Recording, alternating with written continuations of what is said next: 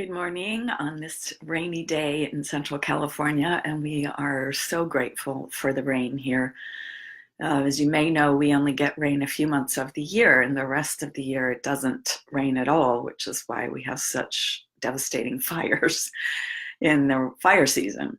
So we are deeply enjoying this rain right now with great gratitude for it. Nourishing us, nourishing our trees, and the grass is growing. It grows even as we're just looking at it. It seems I can see it growing. It's growing so fast. So it's a wonderful time. My daffodils are up already. I used to remember growing up on the East Coast when hearing from my grandparents in Seattle that their daffodils were up way before ours would even start, and feeling so jealous. And here I am in that wonderful kind of climate myself. So good morning, and my appreciation and thanks to all of you watching. And today I want to talk about plant intelligence, and this is again something inspired by teaching that I do in the Wise Women Immersion, and we are in this module of partnership with nature right now.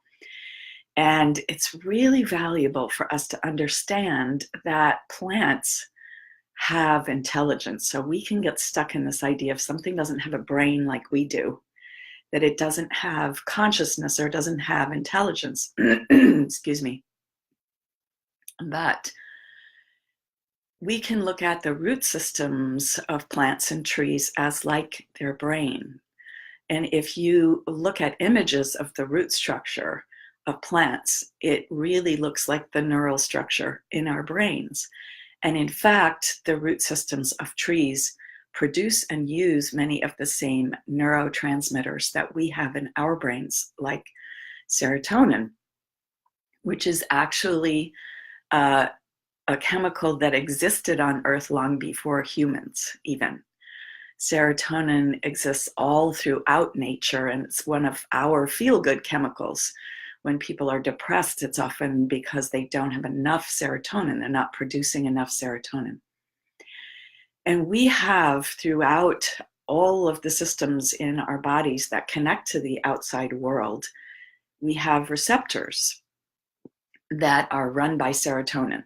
And they help us determine and understand whether what we are approaching is okay for us or not okay for us. So initially humans have had this ability to discern without tasting a food, just by these serotonin receptors, whether or not it was going to be okay for us or not.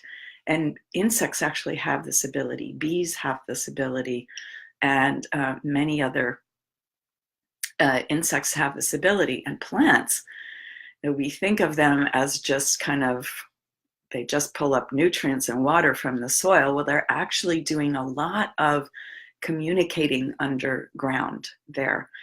They're passing nutrients to each other. Trees actually cooperate. Plants actually cooperate with each other. It's not the world of evolution that we've been taught of, survival of the fittest, everything is competing. No, there's actually cooperation going on, and there are fungal networks underground. The mushrooms that we see above Earth are just the fruiting body of the mycelial network, which is very extensive. And so the trees and plants use those fungal networks to pass information and pass nutrients to each other. And those chemicals like serotonin and our hormones like testosterone and estrogen, those appear in nature as well.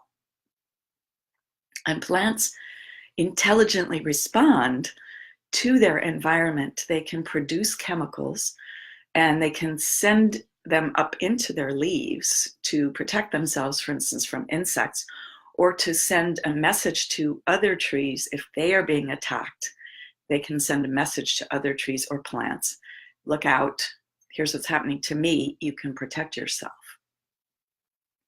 So trees have been discovered to actually nourish babies of their own species, but also other trees. So there's a lot of cooperation going on in nature. And And sex is a thing all throughout the natural world. In fact, many of the flower systems look a lot like the human reproductive system. And pollen is, of course, one way that plants reproduce.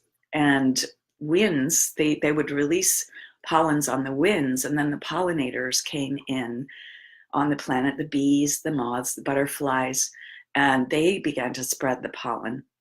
And there's a really interesting piece about pollen and human sex in this book, and I'm showing you another book that I really like, Plant Intelligence in the Imaginal Realm, and this is Stephen Herod Booner. Stephen Herod Booner, if you can see the author's name there. It's very dense. You can see all my sticky notes here. But he talks about semen, our designation of male sperm, male ejaculate as semen is really inaccurate. It's chemically more akin. Semen is actually derived from a Latin word that is describing a seed. And that's the way we usually talk about it. It's men give their seed, and the men's seed fertilizes the woman's egg, and that's how we get a baby.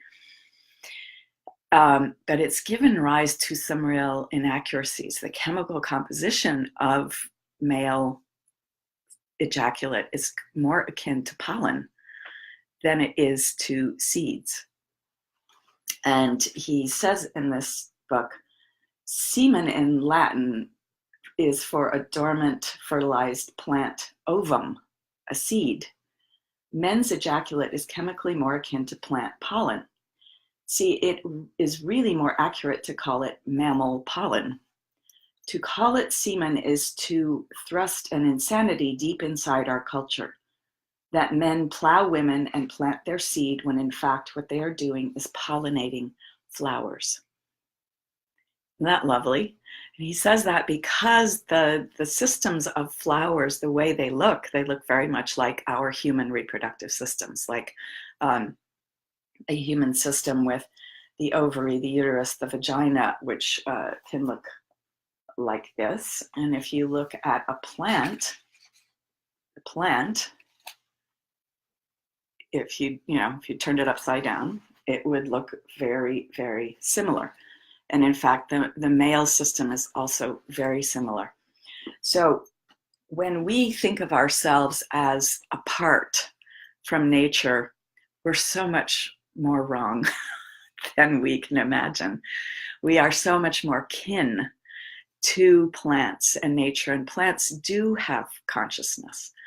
And this is something that I've always wondered. I've studied yoga a number of years ago, and most of my colleagues who were teaching yoga at the time were vegan. And one of the reasons that they would cite for being vegan was that they didn't eat anything with a consciousness. And that never made sense to me because I had already been reading about the consciousness of plants. And veganism can be better for the planet because it takes fewer resources. But let's acknowledge that the plants have consciousness too, and we are consuming things that have a consciousness. And it's just the way it is on Earth. Beings eat other beings, and that's how we survive. That's what we do. So let's acknowledge this consciousness of plants, the serotonin that's all around us in the natural world. And that could be one reason why getting out in nature is helpful for depression in humans. It might be that we actually receive some serotonin that's in the air because the plants are producing it and using it all the time. So there are all kinds of ways in which we really are interrelated, and all our relations, as Indigenous peoples like to say, include the plant nations and all of the plants. So I really encourage you to open your perceptions about nature and the consciousness of plants, and also our ability to connect with that consciousness. expanding our own perceptions so that we can come into that relationship with our own ability to sense things from the natural world in these subtle realms through the electromagnetic fields, not just from our brain. So last week I was talking about the heart intelligence.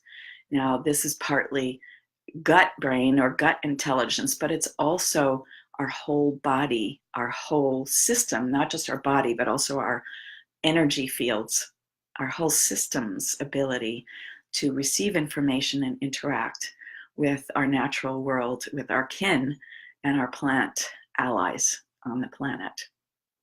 So I am Ariana Newcomer, Dove Oracle Priestess and a wisdom teacher. It's something that one of my clients offered to me last week when I asked her, how would you describe what I do? Because I've always struggled to describe what I do. And the words that Spirit has given me about what I do is I heal the soul's voice to joyfully express its divine purpose. And that encompasses a lot, actually. And what it is I actually mentor you to claim your own wisdom, to find and use your true voice, and to joyfully express your divine purpose. So I am a priestess and a wisdom teacher, and I would look forward to talking with you if you're interested in the Wise Woman Immersion or private sessions with me. I will put a link in the comments so that we can have a conversation. Bye.